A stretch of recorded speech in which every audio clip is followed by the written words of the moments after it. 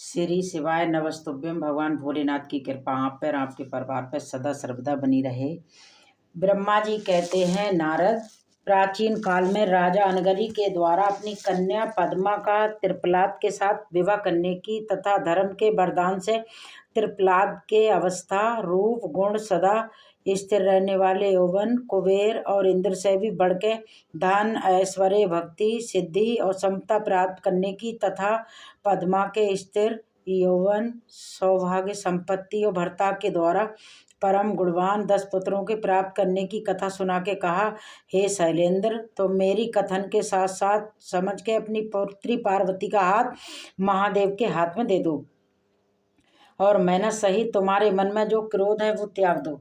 आज से 1 सप्ताह बीतने पर अत्यंत शुभ और दुर्लभ मुहूर्त आने वाला है। उस समय चंद्रमा लगन के स्वामी होकर अपने पुत्र बुध के साथ लगन में स्थित रहेंगे। उनका रोहिणी नक्षत्र योग होगा। चंद्रमा और तारे शुद्ध होंगे। मार्ग श्रेष्ठ अंतर्गत संपूर्ण दोषों से रही सोमवार को जग की लगन का संपूर्ण शुभ मुहूर्त होगा। दृष्टि नहीं होगी और बृहस्पति ऐसे स्थान पर स्थित होंगे जहां वे उत्तम संतान और पति का सौभाग्य देने में समर्थ होंगे। ऐसे मुहूर्त में तुम अपनी कन्या का हाथ ईश्वरी जगदम्बे पार्वती को जगत पिता भगवान शिव के हाथों में देके कृतार्थ हो जाओ। ऐसा कहकर ज्ञान शिरोमणि मुनिवर वशिष्ठ 9 प्रकार की लीला करने वाले भगवान शिव का सिमरन करके मान हो गए। वशिष्ठ जी की बात सुनकर सेवकों और पत्नी सहित गिरिराज हिमालय बड़े दूसरे पर्वतों से कहने लगे, गिरिराज, मेरु, सहीन, गंधमाधव, मंदराचल, मैनाक और विंध्याचल आदि पर्वत, आप सभी लोग मेरी बात सुने। वशिष्ठ जी ऐसी बात कह रहे हैं, मुझे क्या करना चाहिए, इस बात का विचार मुझे करना है। आप लोग अपने मन से सभी बातें का निर्णय करके जैसा ठीक समझे वैसा कहें। हिमाचल की बात सुनकर सुमेरु आदि पर्वत उनसे प्रशंसा पूर्वक बोले, महाभाग, इस समय विचार करने से भला क्या लाभ। जैसा ऋषि लोग कहते हैं उसके अनुसार ही कार्य करना चाहिए। वास्तव में ये कन्या देवताओं के कार्य सिद्ध करने के लिए उत्पन्न हुई है। इसे शिव के लिए ही अवतार लिया है, इसलिए शिव को ही देनी चाहिए। जब ही इसने रुद्र देव की आराधना की है और रुद्र ने आके इसके साथ वार्तालाप किया है तो इसका विवाह उन्हीं के साथ होना चाहिए। श्री ब्रह्मा जी कहते हैं, नारद, उन मेरु आदि पर्वतों की बात सुनकर हिमाचल बड़े प्रसन्न हुए और गिरजा भी मनी मन हंसने लगी। अरुण पति ने भी अनेक कारण बताकर 9 प्रकार की बातें सुनाकर और विभिन्न प्रकार की इतिहासों का वर्णन करके मैना देवी को समझाया। तब शैल पत्नी मेनका सब कुछ समझ गई और प्रसन्न चित्त होकर उन्होंने मुनियों को, अरुंधति जी को, स्वयं हिमाचल को भी भोजन कराकर खुद भोजन किया। तदनंतर ज्ञानी गिरिश्रेष्ठ हिमाचल ने मुनियों की भली भांति सेवा की। उनका मन प्रसन्न और सारा धन दूर हो गया। उन्होंने हाथ जोड़कर प्रशंसा पूर्वक उन महेशियों से कहा, हे महाभाग सप्तऋषियों, आप लोग मेरी बात सुने। मेरा सारा संदेह तो दूर हो गया है। मैंने शिव पार्वती के चरित्र भी सुन लिए। अब मेरा शरीर, मेरी पत्नी मैना, मेरे पुत्र पुत्री, रिद्धि सिद्धि तथा अन्य सारी वस्तुएं भगवान शिव की ही हैं, दूसरी किसी की नहीं। श्री ब्रह्मा जी कहते हैं, नारद, ऐसा कहकर हिमाचल ने अपनी पुत्री की ओर आदर पूर्वक देखा और उससे वस्त्र आभूषणों से विभूषित करके ऋषियों के गोद में बिठा दिया। तब पश्चात वे शैलराज पुनः प्रसन्न होकर उन ऋषियों से बोले, हे भगवान, रुद्र का ही भाग है और इससे मैं उन्हीं को दूंगा, ऐसा मैंने निश्चय कर लिया है। ऋषिगण कहने लगे, गिरिराज, भगवान शंकर को तुम्हारे याचक हैं, तुम उनके दाता हो, पार्वती देवी भिक्षा हैं, इससे उत्तम भला और क्या हो सकता है। हिमाचल, तुम समस्त पर्वतों के राजा, सबसे श्रेष्ठ और धन्य हो, अतः तुम्हारी सामान्य गति है, तुम्हारे सभी शिखर सामान्य रूप से पवित्र और श्रेष्ठ हैं। ब्रह्मा जी कहते हैं, नारद, ऐसा कहकर निर्मल अंतःकरण वाले उन मुनियों ने गिरिराज कुमारी पार्वती को हाथ से छूकर आशीर्वाद देते हुए कहा, शिवे, तुम भगवान शिव के लिए सुखदायिनी हो, तुम्हारा कल्याण होता। जैसे शुक्ल पक्ष में चंद्रमा बढ़ते हैं उसी प्रकार तुम्हारी गुणों की वृद्धि हो। ऐसा कहकर सब मुनियों ने गिरिराज को प्रशंसा पूर्वक फल फूल देकर विवाह के पक्के होने का दृढ़ विश्वास दिलवाया। उस समय परम सती अरुंधति ने प्रशंसा पूर्वक भगवान शिव के गुणों का बखान करके मैना को भी लुभा लिया। फिर गिरिराज हिमवान ने परम उत्तम मांगलिक लोक आचाचार का हल्दी और कुमकुम से अपनी दाढ़ी मूछ का भी मादन किया। फिर चौथे दिन उत्तम लगन का निश्चय करके परस्पर संतोष से वे सप्तऋषि भगवान शिव के पास चले गए। वहां जाकर शिव जी को नमस्कार और विविध स्तुतियों से उनका स्तवन करके वे वशिष्ठ आदि सभी मुनि इस प्रकार कहने लगे, हे देवादिदेव महादेव, हे परमेश्वर, हे महाप्रभु, आप प्रेम पूर्वक हमारी बात सुनो। आपके इन सेवकों ने जो कार्य किया है उसे भी जान लीजिए। महेश्वर, हमने नौनों प्रकार की सुंदर वचन और इतिहास सुना के गिरिराज और मैना को समझा दिया है। गिरिराज ने आपके लिए पार्वती का वाग्दान कर दिया है, उसमें कोई ना नुकर नहीं है। अब आप अपने पार्षदों और देवताओं के साथ उनके यहाँ विवाह के लिए जाइए। महादेव, हे प्रभु, आप शीघ्र ही हिमाचल के घर पधारिए और रीति के अनुसार पार्वती जी का अपने पानी ग्रहण कीजिए। सप्तऋषियों के ये वचन सुनकर लोकाचार्य प्राण महेश्वर प्रसन्नचित्त होकर हंस के इस प्रकार कहने लगे, महाभाग सप्तऋषियों, विवाह को तो मैंने ना कभी देखा है ना सुना है। तुम लोगों ने पहले जैसा देखा हो उसी के अनुसार विवाह की विवेश विधि का वर्णन करो। महेश्वर के लौकिक शुभ वचन सुनकर वे ऋषिगण हंसते हुए देवादिदेव भगवान सदाशिव से इस प्रकार बोले, प्रभु, आप पहले तो भगवान विष्णु को विशेषता उनके पार्षदों सहित शीघ्र ही बुलवा लीजिए। फिर पुत्र सहित ब्रह्मा जी को, देवराज इंद्र को, समस्त ऋषियों को, गंधर्व, किन्नर, सिद्ध, विद्याधर और अप्सराओं को प्रशंसा पूर्वक आनंद कीजिए। इनको अन्य सभी लोगों को यहाँ सागर बुलवा लीजिए। वे सब मिलकर आपके कार्य के साधन करेंगे, इसमें कोई संशय नहीं है प्रभु। ब्रह्मा जी कहते हैं, नारद, ऐसा कहकर वे सातों ऋषि उनकी आज्ञा लेकर भगवान शंकर की स्तुति का वर्णन करते हुए वहां से प्रशंसा पूर्वक अपने ध्यान को चले गए। श्री नारद जी ने पूछा, हे पात, हे महाप्राग प्रभु, कृपा पूर्वक बताइए कि सप्तऋषियों के चले जाने पर हिमाचल ने क्या किया। ब्रह्मा जी कहने लगे, मुनीश्वर, अरुंधति सहित उन ऋषियों के चले जाने पर हिमवान ने जो कार्य किया वो तुम्हें बता रहा हूँ, ध्यान पूर्वक सुनो। सप्तऋषियों के जाने के बाद अपने नैरु आदि भाई बंधुओं को आमंत्रित करके पुत्र और पत्नी सहित महामनस्वी गिरिराज हिमवान बड़े हर्ष का अनुभव करने लगे। इसके बाद ऋषियों के आज्ञा के अनुसार हिमवान ने अपनी पुरोहित गर्ग जी से बड़े प्रशंसा के साथ लगन पत्रिका लिखवाई। उस पत्रिका को उन्होंने भगवान शिव के पास भेजा। पर्वतराज के बहुत सारे आदमी जन प्रसन्न मन से दोनों प्रकार की सामग्रियां लेके वहां गए। कैलाश पर भगवान शिव भी समीप पहुँच गए। उन लोगों ने शिव को तिलक लगाया और वो लगन पत्र उनके हाथ में दे दिया। वहां भगवान शिव ने वो सबका यथायोग विशेष संस्कार किया। फिर वे सब लोग प्रसन्नचित्त हो शैलराज के पास लौट आए। महेश्वर के द्वारा विशेष सम्मानित होकर बड़े हर्ष के साथ लौटे हुए उन लोगों को देखकर हिमवान के हृदय में अत्यंत हर्ष हुआ।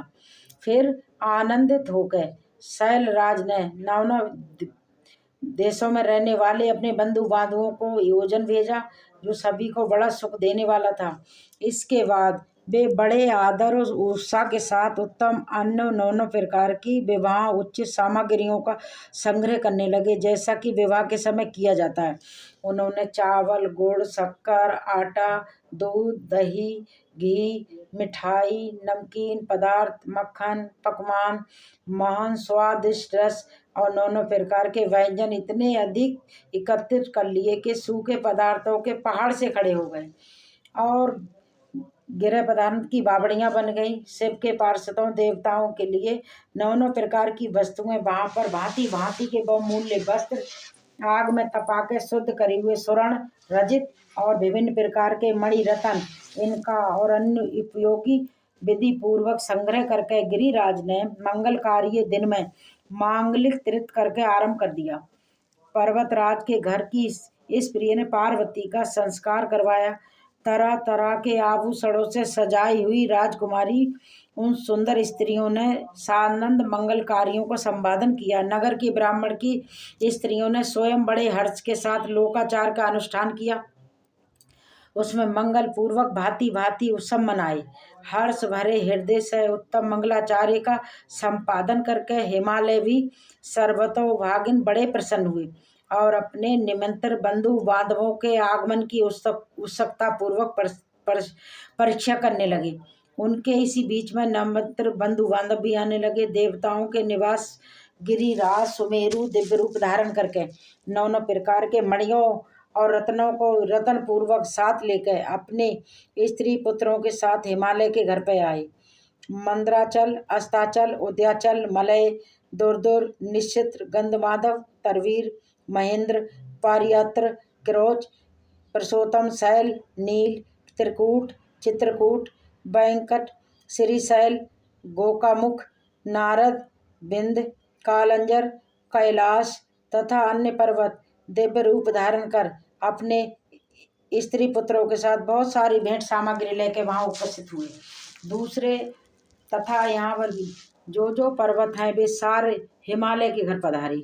शिवा और शिव का विवाह है ये जान के सबने बड़ी प्रशंसा के साथ वहाँ पदार्पण किया।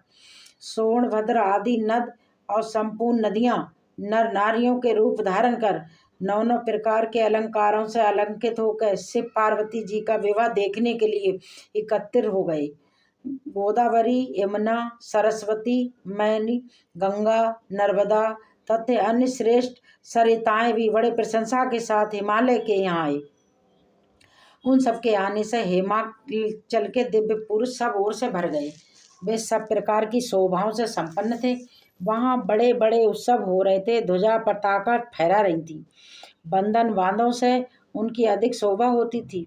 चारों ओर चांदनी तने हुए सूर्य का दर्शन नहीं होता था। भांति भांति की नीली पीली आदि उस पुरी की शोभा बढ़ा रही थी।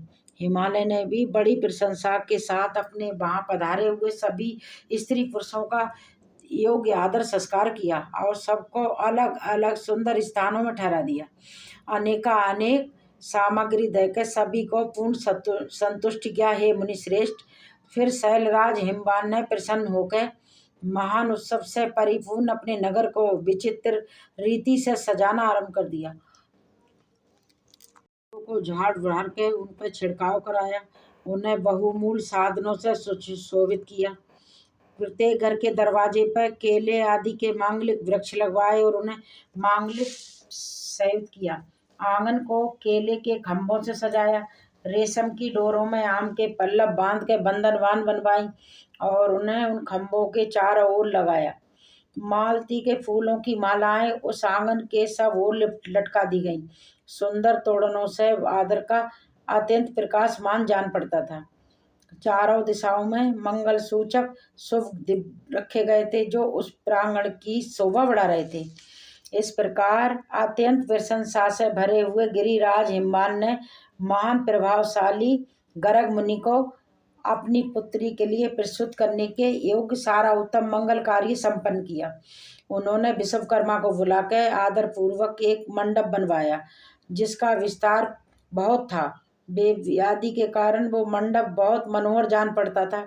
हे देवासी, वो मंडप कई योजन विस्तृत था। अनेक शुभ लक्षणों से युक्त नौ प्रकार के आश्चर्यों से भरा हुआ था। वहाँ पर स्थावर और जग सब वस्तुएं बनी हुई थी, असलू बस्तियों की तरह लग रही थी। उनसे उस मंडप की सुंदरता और भी बढ़ गई थी। वहाँ चारों ओर ऐसी अद्भुत वस्तुएं थी कि उन मंडप का सर्व जान के नौ प्रकार की निराली वस्तुओं का चमत्कार वहाँ छा रहा था। वहाँ की स्थावर वस्तुओं से जंगम और स्थावर पराजित हो रही थी, अर्थात वे एक दूसरे से बढ़कर शोभाशाली और चमत्कारपूर्ण दिखाई देते थे।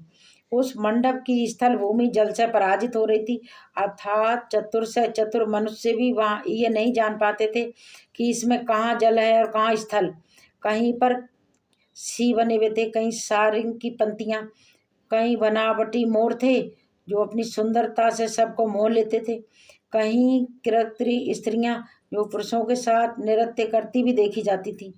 वे कृत्री होने के सब औरों लोगों की ओर देखती और उन्हें मोह में डाल देती थी।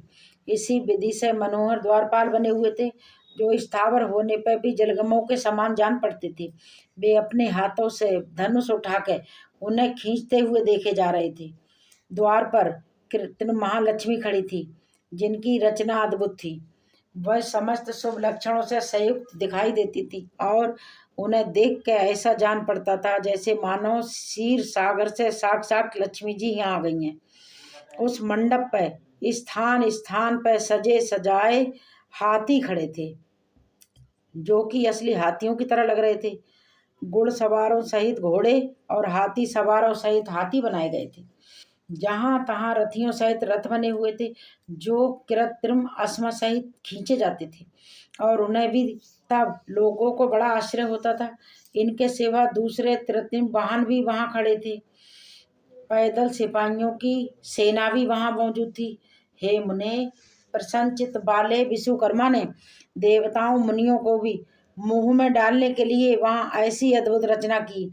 मंडप के सबसे बड़े फाटक पर नंदी खड़ा था, जो शुद्ध स्तुति मणि के समान उज्जवल कांति से सुशोभित हो रहा था।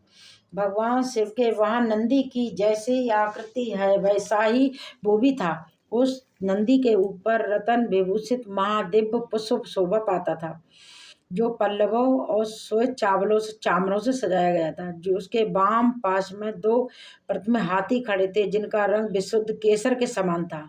वे 4 दांतों वाले बनवाए गए थे और 60 वर्ष के पाटों के समान, और वे एक दूसरे से परस्पर स्नेह करके दिखाई दे रहे थे। उनमें बड़ी चमक थी।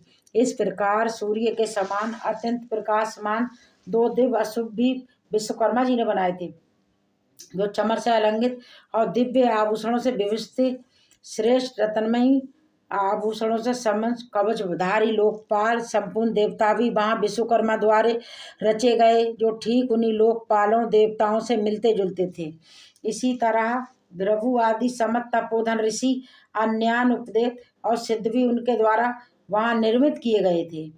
वरुण आदि समस्त पार्षदों से युक्त भगवान विष्णु का विग्रह भी विश्वकर्मा ने बनाया था, जिसका स्वरूप साक्षात श्री हरि के समान आश्चर्यजनक था। नारद, उसी प्रकार पुत्रों वेदों सिद्धों से घिरे हुए मुझ ब्रह्मा की भी प्रतिमा वहां बनाई थी, जो मेरे समान ही वैगिक सुख का पाठ कर रही थी। ऐरावत हाथी का चढ़े हुए देवराज इंद्र भी वहां दल बल के साथ खड़े थे। वे भी और परिपूर्ण चंद्रमा के समान प्रकाशित हो रहे थे। देवासी, बहुत कहने से क्या लाभ। हिमाचल से प्रेरित हुए विश्वकर्मा ने वहाँ शीघ्र ही संपूर्ण देव समान कृत्रिम विग्रहों का निर्माण कर दिया। इस प्रकार उन्होंने दिव्य मंडप की रचना की थी। वो मंडप अनेक आश्चर्यों से युक्त महान देवताओं को भी मोह लेने वाला था। फिर गिरिराज हिमवान की आज्ञा से परम बुद्धिमान विश्वकर्मा ने देवता आदि के निवास के लिए और उनकी कृत्य लोगों का भी हितपूर्वक निर्माण किया। उन्हों लोगों ने उनका देवताओं का अत्यंत तेजस्वी परम अद्भुत और सुखदायक बड़े बड़े दिव्य मंचों सिंहासनों की भी रचना की। इसी तरह उन्होंने मुझ स्वयंभू ब्रह्मा के निवास के लिए क्षण भर में ही अद्भुत सत्यलोक की रचना कर डाली, जो उत्तम तीर्थ से उदित हो रहा था। साथ ही भगवान विष्णु के लिए भी क्षण भर में दूसरे दिव्य व्याकुंठ धाम का निर्माण कर डाला, जो परम उज्ज्वल तथा नाना प्रकार के आश्चर्यों से परिपूर्ण था। इसी प्रकार विश्वकर्मा ने देवराज इंद्र के लिए भी दिव्य अद्भुत उत्तम और समस्त ऐश्वर्य से संपन्न गृह की रचना की। अन्य लोकपालों के लिए भी उन्होंने प्रशंसा पूर्वक बड़े सुंदर दिव्य और अद्भुत बड़े बड़े भवन बनाए। फिर क्रमशः समस्त देवताओं के लिए भी उन्होंने क्रमशः विचित्र गृहों का निर्माण किया। परम बुद्धिमान विश्वकर्मा को भगवान शंकर का महान वर प्राप्त था, इसलिए उन्होंने शिव जी के संतोष के लिए क्षण भर में इन सब वस्तुओं की रचना कर डाली। फिर इसी प्रकार शंकर जी के लिए भी उन्होंने एक शोभाशाली गृह का निर्माण किया, जो शिव जी के चिन्ह से युक्त तथा शिवलोक दिव्य भवन के समान था, अनुपम था। शेष देवताओं ने इसकी भूरी भूरी प्रशंसा की। वे परम उज्ज्वल, महान, प्रवान, उच्छ्वासित, उत्तम और अद्भुत था। विश्वकर्मा ने भगवान शिव की प्रशंसा के लिए वहाँ ऐसी ऐसी अद्भुत रचना की जो परम उज्ज्वल होने के साथ ही साक्षात महादेव जी को भी आश्चर्य में डालने वाली थी।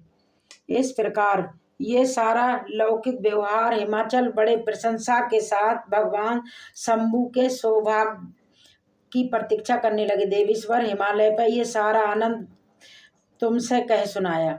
अब और क्या सुनना चाहते हो? देवर्षि नारद ने ब्रह्मा जी से कुछ भी पूछा और उसके आगे का जो भी वृत्तांत है वो आने वाले अध्याय में आप सुनेंगे। उम्मीद करते हैं आज की वीडियो आपको पसंद आई होगी। राधे राधे।